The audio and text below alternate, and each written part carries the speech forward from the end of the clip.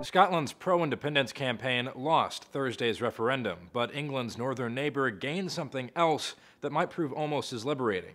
It's called devo-max. Devo-max, or maximum devolution of powers, is how Britain refers to giving a country within the UK about as much autonomy as it can possibly have while remaining a part of the UK. In a final bid to convince Scotland to vote against independence, a form of devo-max was promised to the Scots by the UK's three main party leaders, David Cameron, Ed Miliband, and Nick Clegg. Once the referendum results were made final, Prime Minister Cameron said he plans to make do on his promise. The three pro-union parties have made commitments, clear commitments, on further powers for the Scottish Parliament. We will ensure that those commitments are honoured in full. So what does that mean for Scotland? Well, they're not getting full devo-max powers, as that would give them control over everything in their country aside from defense and foreign affairs. But they're likely getting a lot of other powers.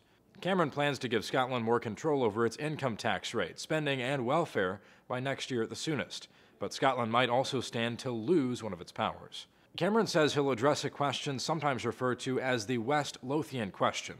That is, the debate over the Scots' ability in Parliament to vote on issues that affect only England. Cameron didn't say he'll do that specifically, but he has tasked leading Conservative William Hague with drawing up plans that could amount to the biggest constitutional change in the UK's history since 1920. But while Cameron has promised Scotland wide-ranging new powers of self-governance, he might still have a hard time getting his fellow Tories on board. In what the Independent calls the Conservative Party revolt, members of Cameron's own party are pushing back against the PM's promises, with one saying, "Talk about feeding an addiction.